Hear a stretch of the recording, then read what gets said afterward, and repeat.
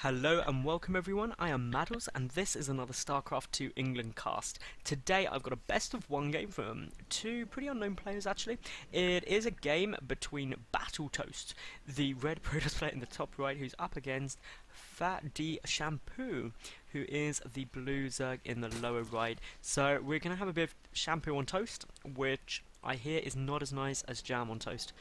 But each their own, I guess. Some people might be in a rush in the morning, decide, hey, I've got to eat my breakfast in the shower, and that never works out well. I did actually try that once. It really failed. I was like, I'm in just such a rush. I was in the shower, I had a bowl of cereal, the cereal just got covered in water. It didn't work in the slightest, but you learn lots when you're young, and that was one of them. Anyway, being a PvZ, that means that we should see a fast expansion out of Toast. And why wouldn't you? Because on Ohana it is the easiest map to get a fast expansion down on. Just look at how easy that base is to defend. It's so good. From Shampoo we should see a 14-15 pull into a quick natural, and then he's got to take a quick third or deal really an all-in attack which deals huge damage, and I don't think Ohana is the right map to do that on. But also taking the third base isn't the easiest thing in the world. I must say, I do personally feel Ohana is slightly Protoss favoured in this matchup, just due to these rocks preventing the third base being easily defended. I mean, if you get a big warp in of units and they just come around here, they can deal big damage. So we'll wait and see.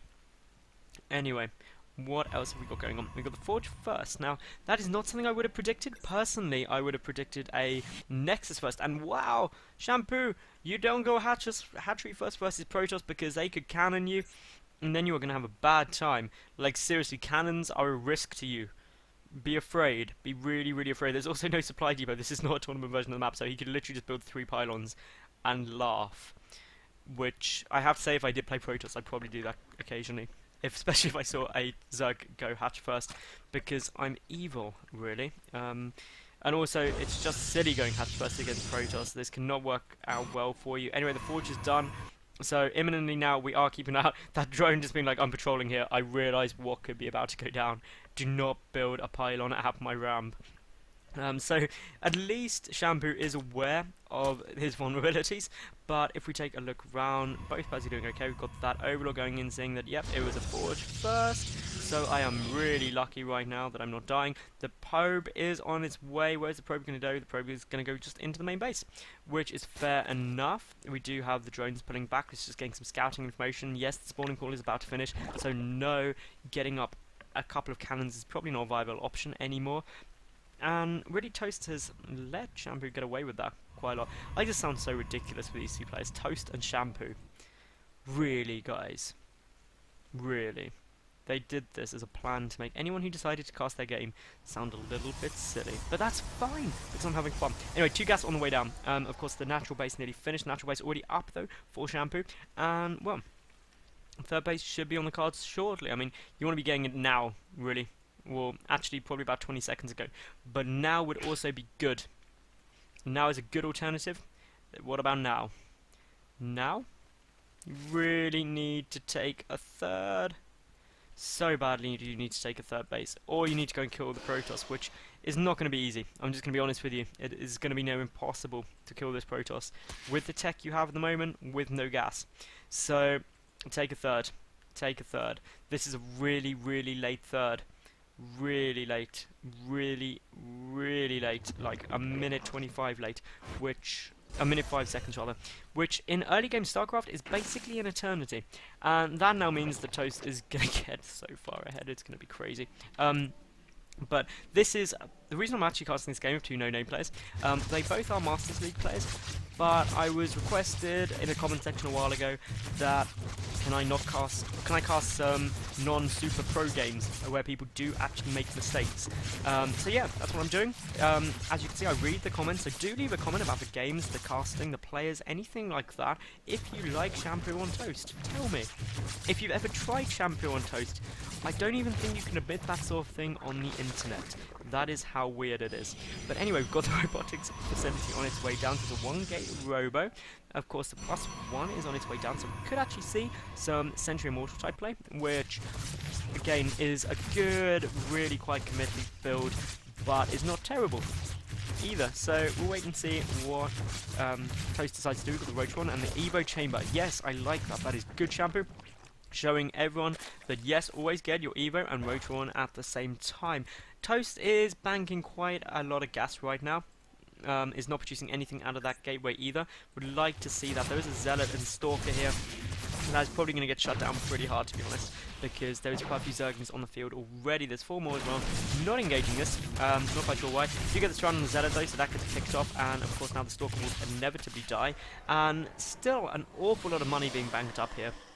I'm not quite sure what Toast is planning on doing with all said money, but hopefully something, because he really needs to. 12 drones getting produced at once here out of Shampoo, because that is how he rolls. His inject's actually going pretty damn well.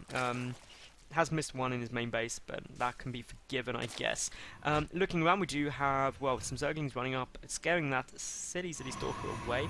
We do have 3 more gateways coming down somewhere. Where are those gateways? Ah, here we go. Literally the only place I'm not looking, so that takes up to 4 gates, with the first mortal out, the second mortal on its way. The sentry production does need to start increasing now.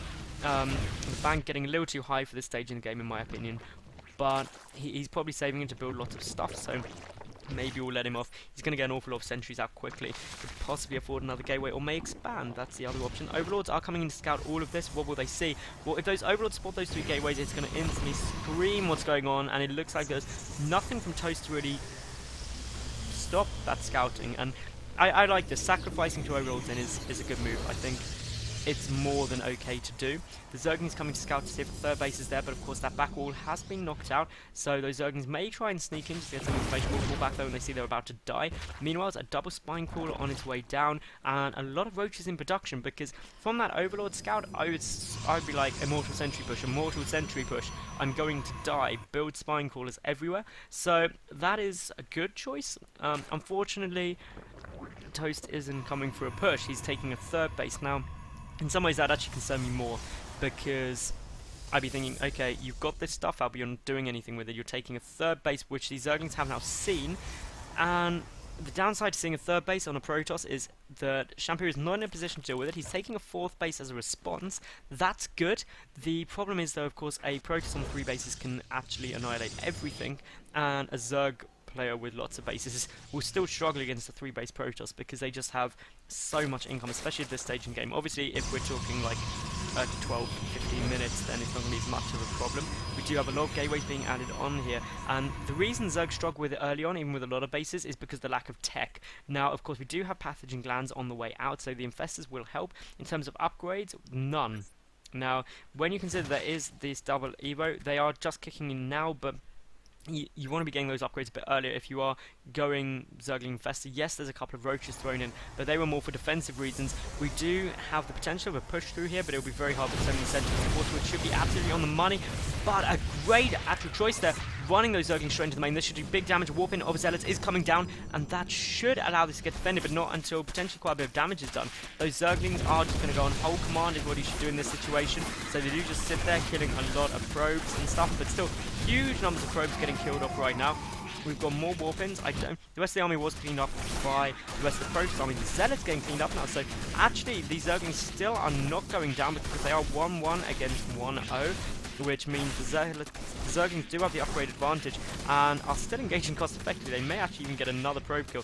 This is really a lot of probes dying to not very much, which is not what you want at all, and does put Shampoo quite heavily ahead in terms of the worker count. He's taking a 5th base behind this as well, so pushing and expanding, a good fundamental of StarCraft 2, something you always want to be looking at. Hive Tech is on the way out, and of course the Spire, so teching up the Broodlords, and that's what you need to do. Broodlords is really the only way to deal with a 3 base Protoss player. You need a lot of Infestor Broodlord, a lot of Spine Crawlers, and really hope that the Protoss doesn't have a mothership. And I'm not saying that's overpowered in any way, but to have a surefire win and not relying on good engagements, good micro, good multitasking, things like that. If you want to win a head-up fight against the 3 base Protoss player, you really badly need to have Broodlords out. And obviously the big win that Shampoo had was getting those Zerglings into the main base, which is a clever move, and has actually bought him the time he needs, hopefully, to get those Broodlords out. A Dark Shrine coming down, so if behind Dark Shrine, always a good move. I'm not sure how behind I would be feeling, though, as the Protoss, because I'm still on 3 bases after all. The Colossus are now coming out, and that will really help things. Only the one robotics facility though, and that is going to be the first Colossus, so no huge threats. Some spine crawlers always being built. The creep spread could be better.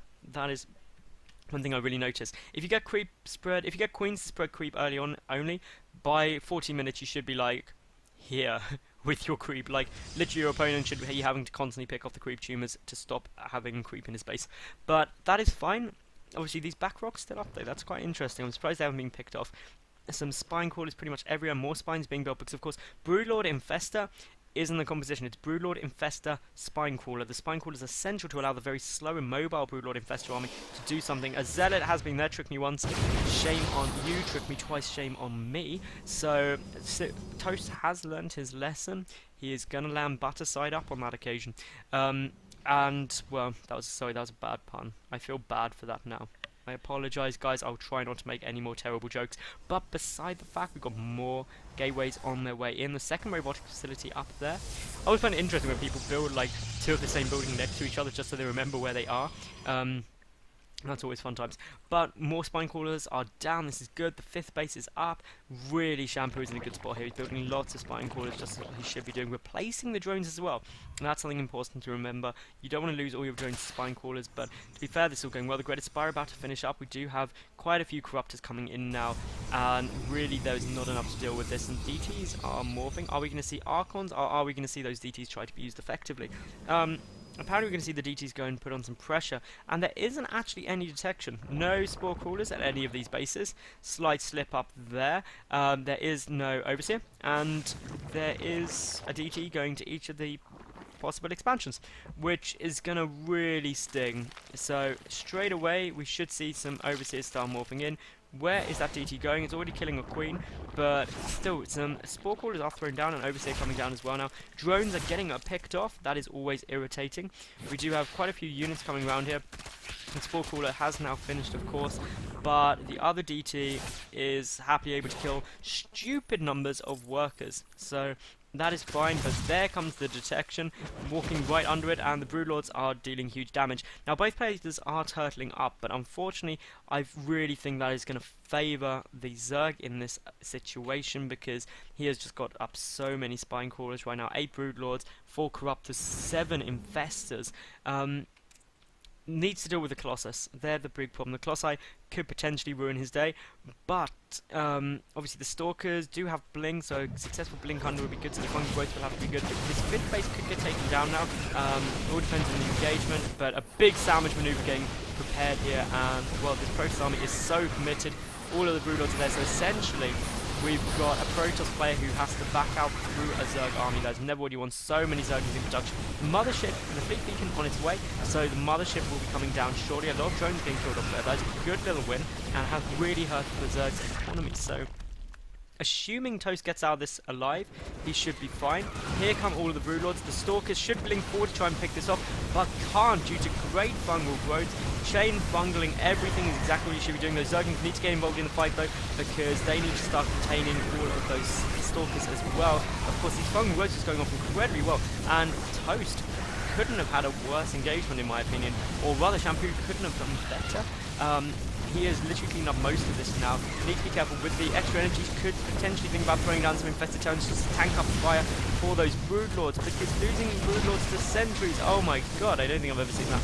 But it is not fun times, because obviously those Broodlords are essential to deal with everything else. The Stalkers coming in do pick off the Broodlords, and now we could have potential problems. This is leveled out to something very quickly, because those, again, Fungal Growth is fine, but it needs more stuff behind it. If you lose all your other units, drop some infested terrans. It may be your saving graces. Some more Fungal Growths are going to go down here.